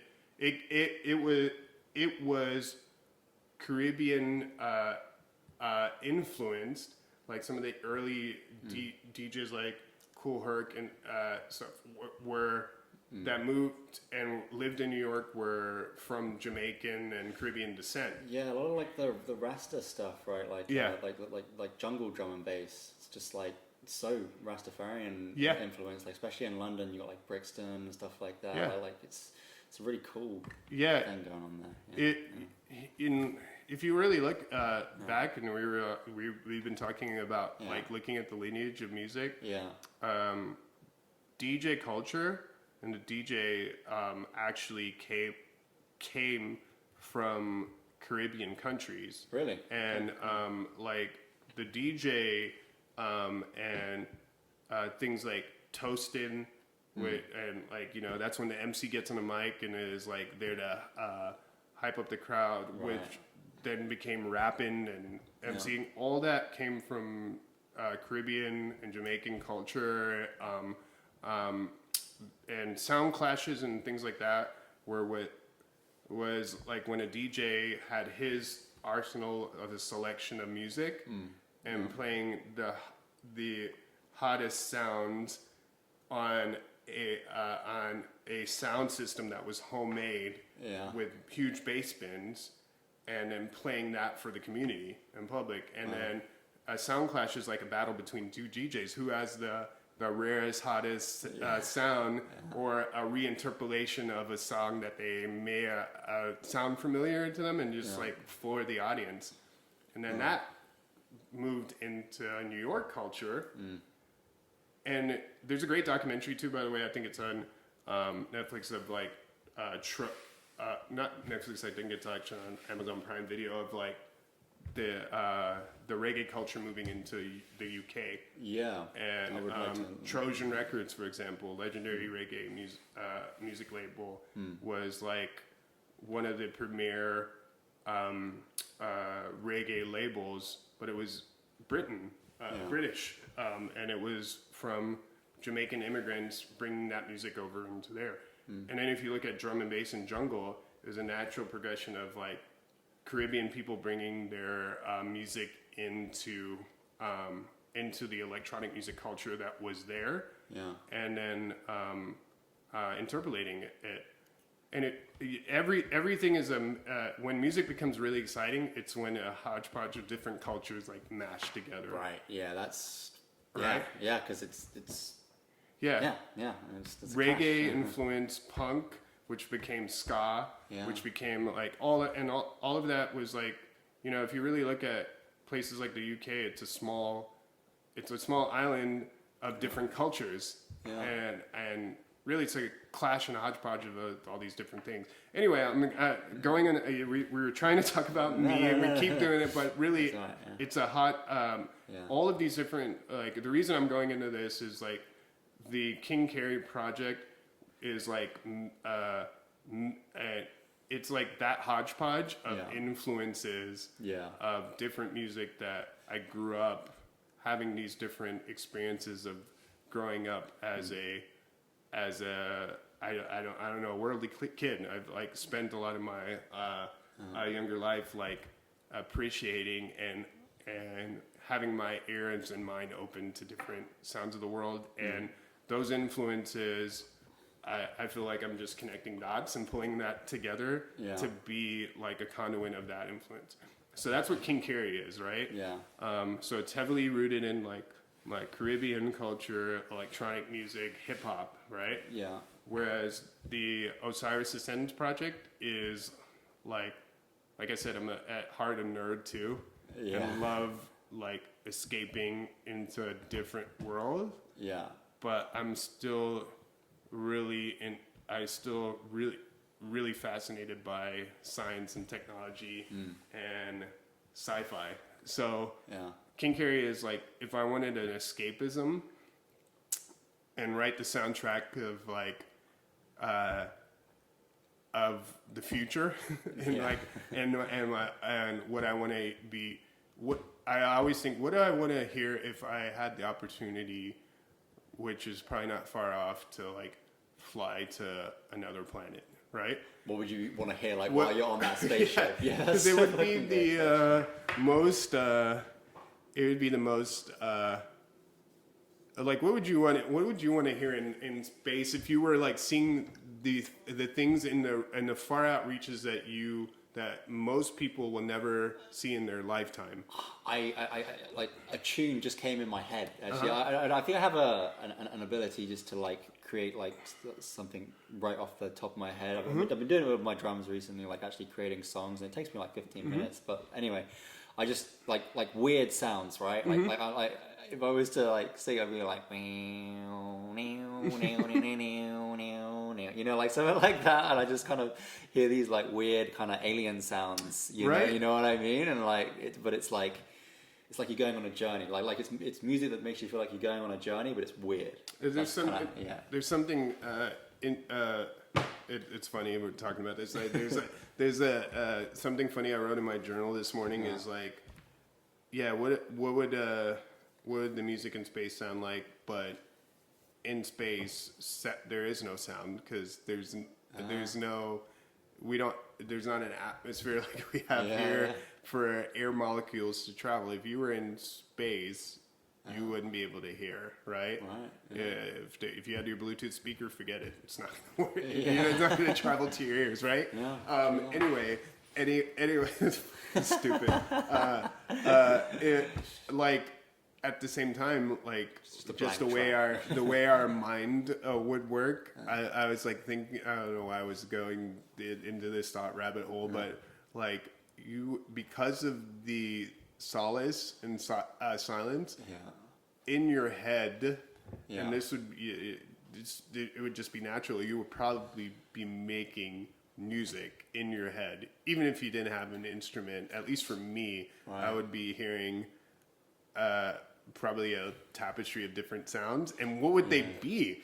And that's what I was thinking this morning, and I wanted to like stay in that thought to see what it would influence if I was like making something. And I was like thinking that's why I wrote in my journal, what would be the thing if I was isolated in space, in that silence and solace, what sounds would be running through my head? I think that's a really awesome and very interesting way of writing music. I think if you can just ask yourself better questions lead to better answers, right? If you can ask yourself a really intelligent question about your music, about what you're trying to experience, like I think, like as soon as you ask a question, man, your brain goes away and answers it. You know what I mean? Like all you have to do is like ask yourself it, go about your day, and it will come to you. Yeah. Isn't that fucking crazy how that happens, dude? So it's kind of the same with your music. You ask yourself the right question or just a weird question, and that's your intention, and it will just happen. You know, and that's what. That, by the way, that's why I started taking up like journaling in the morning as soon as I wake up. Yeah.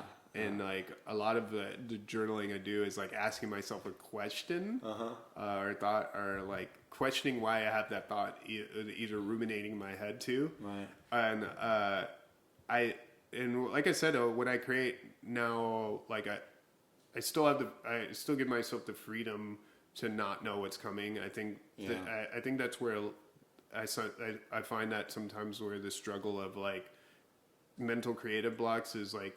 We put too much pressure on ourselves sometimes to like, when I say creating with intention, you also have to give yourself the freedom to be a kid and just fucking create, right? Yeah. But when I create with intention, it's like holding on to like that question to let your mind roam, and that's why I found it funny, and that's what I wrote in my journal today. Like, you had no instrument, you're in a spacesuit, you're in one of the most majestic, never seen by humanity. Probably a bit terrified, right? You're scared, but excited. Like, you have no idea. You're overwhelmed with excitement and fear and all the anxiety of that. Yeah. But then you're still in solace, and you have time to ruminate thoughts. And I know for me, like, if I am in silence, sometimes that's when I instantly hear sounds and music, and the ideas just come flooding in. Yeah. What would I be hearing? I'm not. I'll tell you this much: it probably would not be a traditional electric guitar sound. It would probably be like it would probably be some weird, obscure sound. It would be a cinematic soundtrack. Like, we spend so much time watching like these weird movies, and that's why with the Osiris Ascends, like I was telling you, I always think of like my dream one day is like score a movie, right? Right. Tell us more about that. Like. You know, I don't know if you've ever, like, I've gotten more into, like, listening to, when I'm listening to stuff, listening to less, like, intentionally produced music that was created to be, like, absorbed and accepted as, like, a song. Because the song already has, like, its own, like, kind of box, its own restriction, 3 minutes to 4 minutes, like... verse, chorus, you know, whatever. But have you ever just like gone in your Spotify and like listened to like a score that like inspires you, or when you say like score, like a soundtrack to a movie? And I shouldn't say, I should say score, not soundtrack, because the soundtrack could be a collection of songs that inspire the movie, right? Yeah, from different artists. Because I do have this album saved on my Spotify. Do you ever watched the movie Into the Wild before? Yeah. And like Eddie Vedder did the soundtrack for that. Yeah. Like, wrote the songs, but I don't know if that's what you're talking more about. Not that those are like individual songs. You're talking more about like a soundtrack where it's like because if you really go and listen to like a score of a movie, it's a theme or a motif to like an emotion or a mood or feeling for whatever that scene is, right? Yeah. So it doesn't operate in the parameters of like a song that's to be digested by pulling it up on your Spotify playlist or Apple Music or whatever you listen to, right? And then hitting play with the expectation that it's going to follow a format. Right, it might be a melodic passage and then goes to silence for a little bit. Yeah. And then has some tension building sounds for 12 minutes, right? Right, and then coming in and out, right?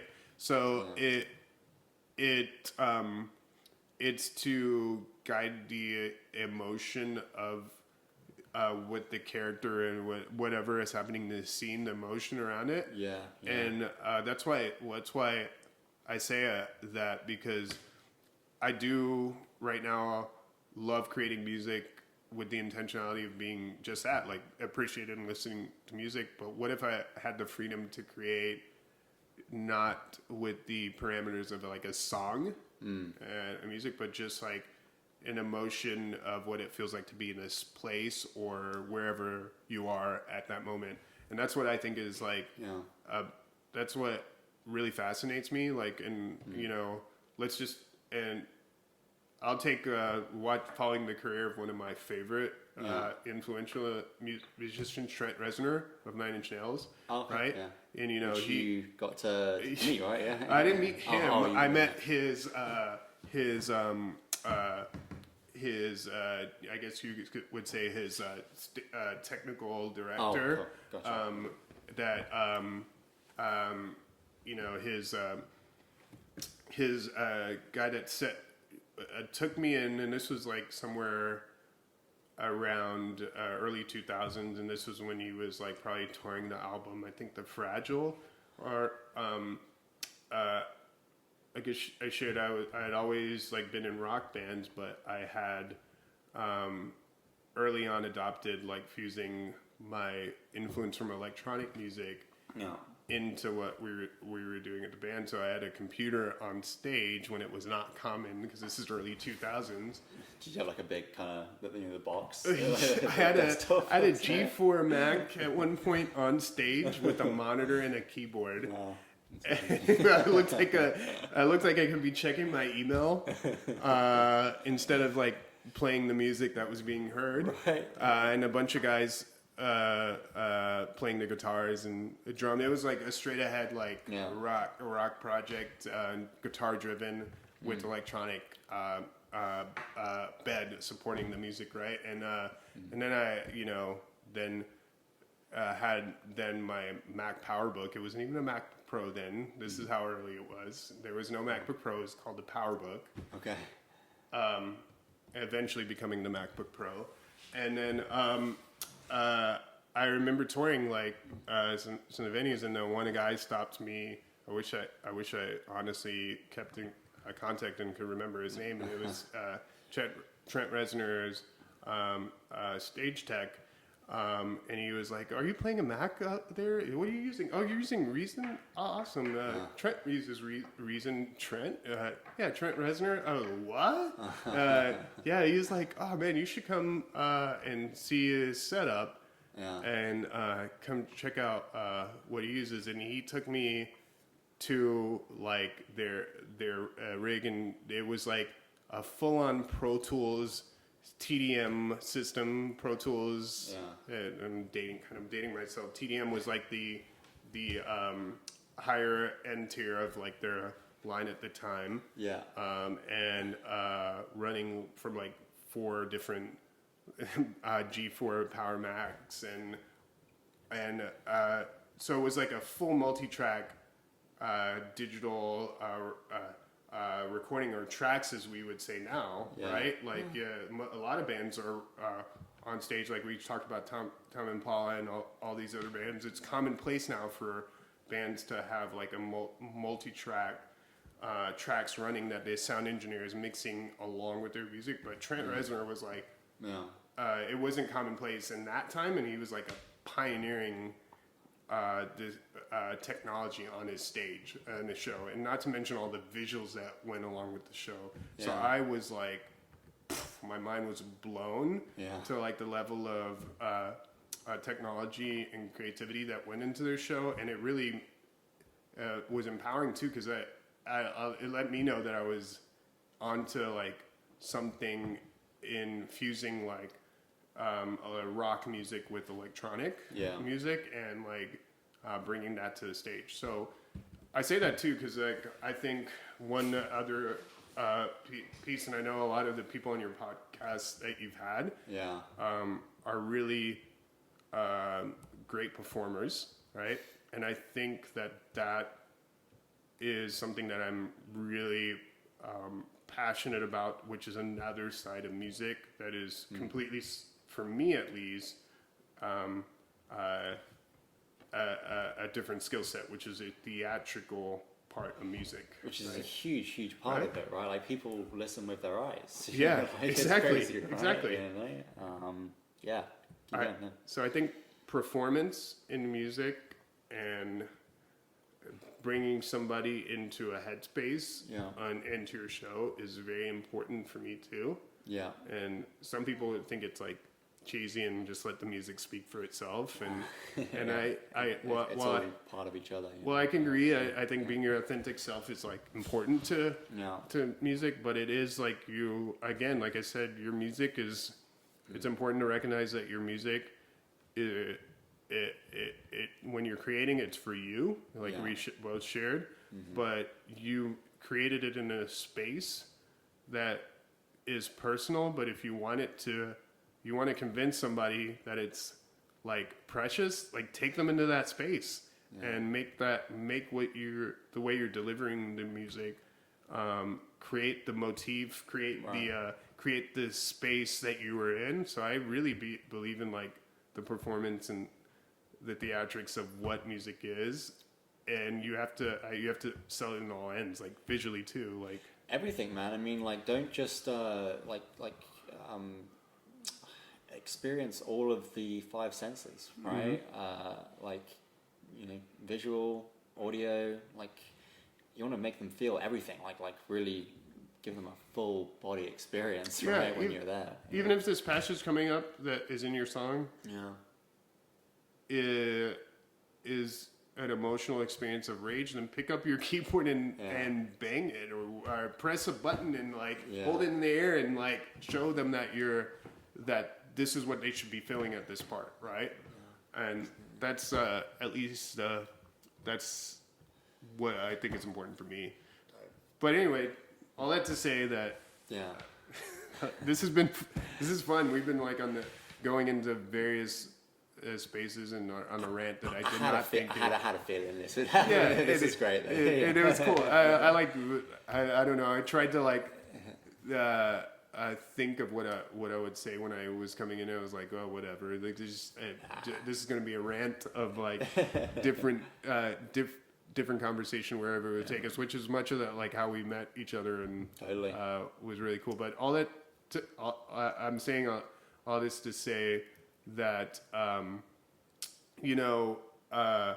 these two projects that I'm currently working on, and it's funny you also have caught me at a time where I haven't released any much on these two different projects that are defining where I'm at right now, but I'm sharing that to anyone that's listening or cares, to let them know the different headspace of where these two projects are. Yeah. So that when I do release it, there is an idea, which I'll have to sell to you and market to you. So now you kind of know the headspace of where they're being created, and I really also will have a very defined way of how I want them to be presented, like in visually, performance, tangibly. Like I said, I came from an era of where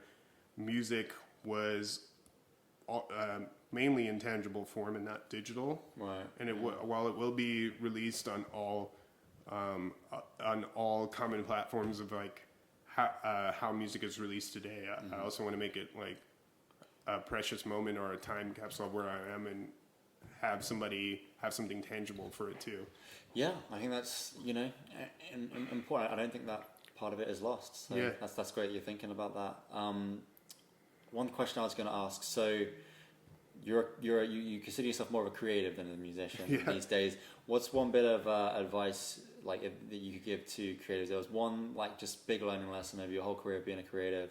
Like what's like one thing that you think could help people on their journey to creating what they want to create? Yeah. It's funny. There is never a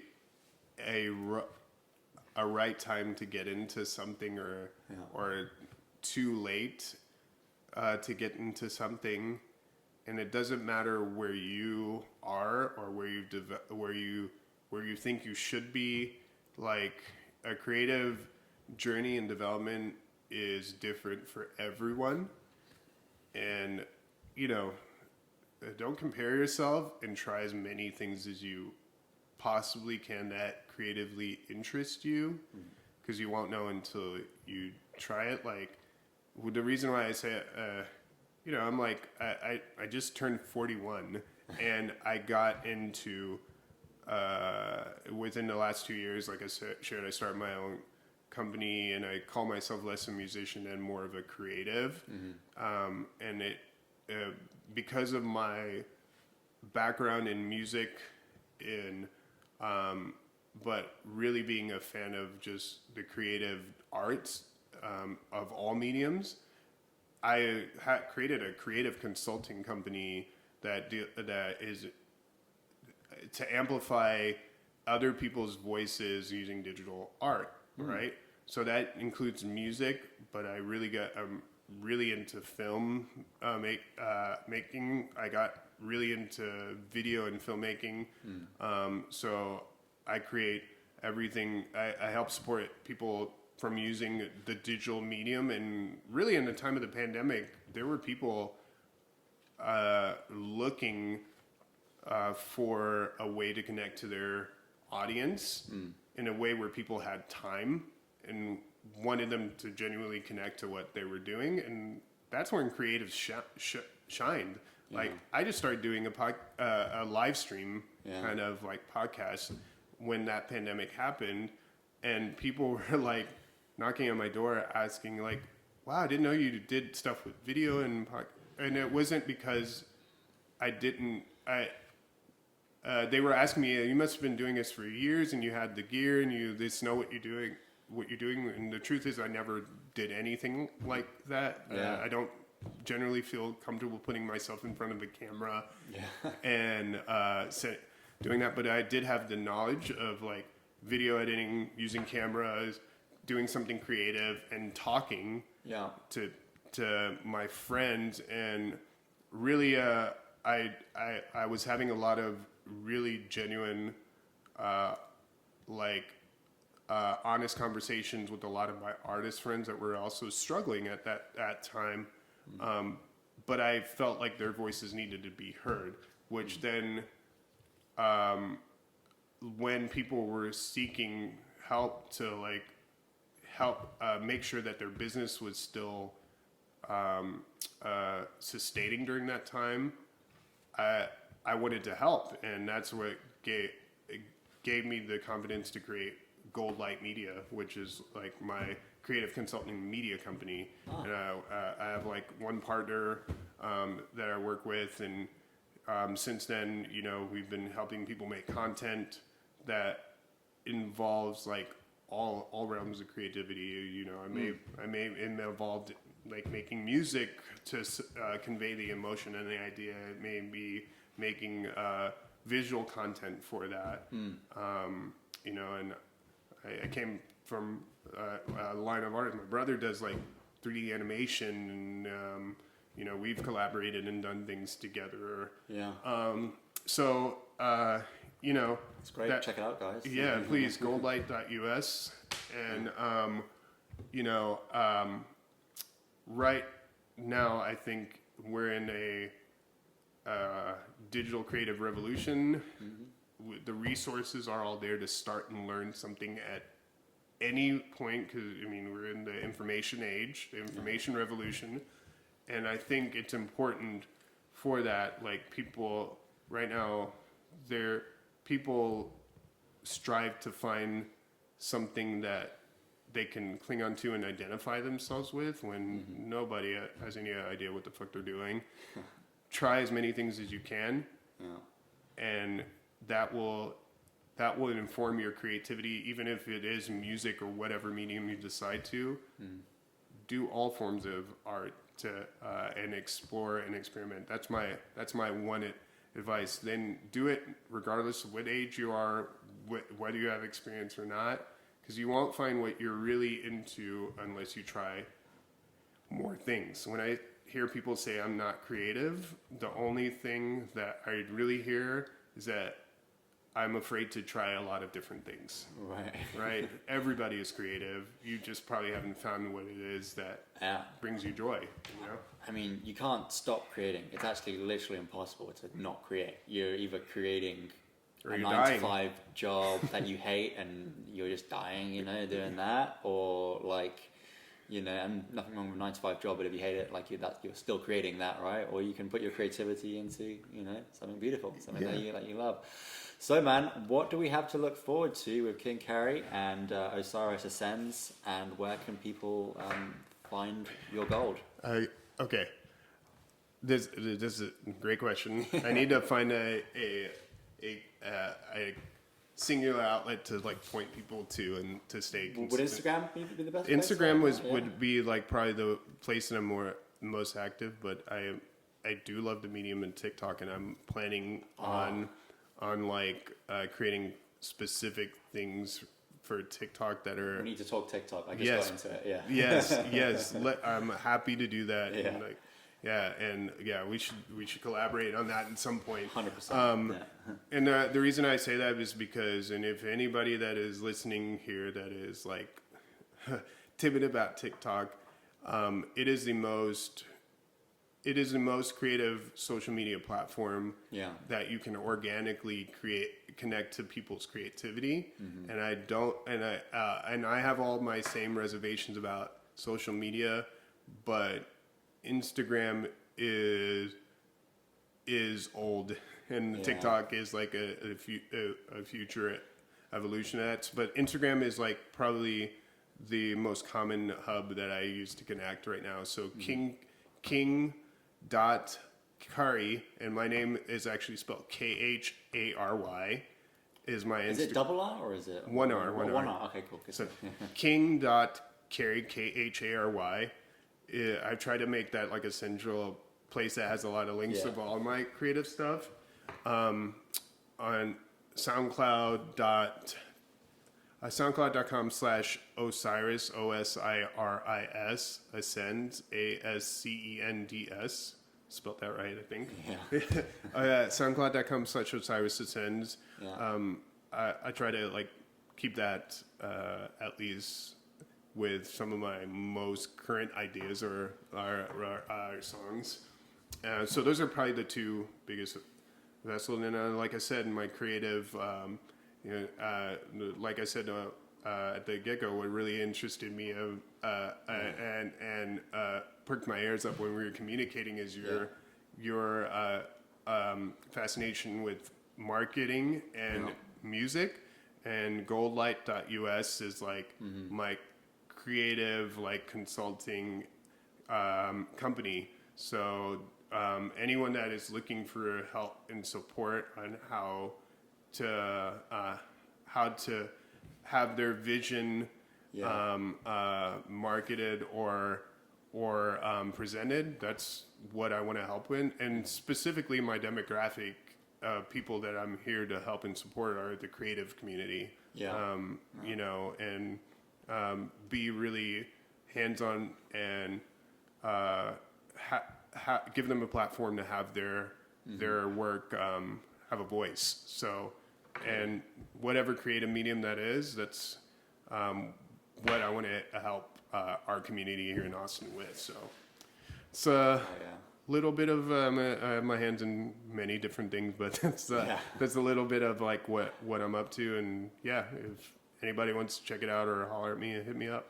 Absolutely, guys. Follow him on Instagram. I know this guy's going to be doing some amazing things and going to continue doing amazing things. And I think there's a link in your Instagram that has some stuff to your SoundCloud as well. Check it out, guys. It's amazing stuff. Thank you so much for being on the podcast, man. I'm looking forward to getting to see more of your journey and looking forward to seeing more of your success. Yeah, and thank you for having me on to rant about random stuff. Dude, this has been one of my favorites. I love it. Awesome. Thanks, man. Catch you later.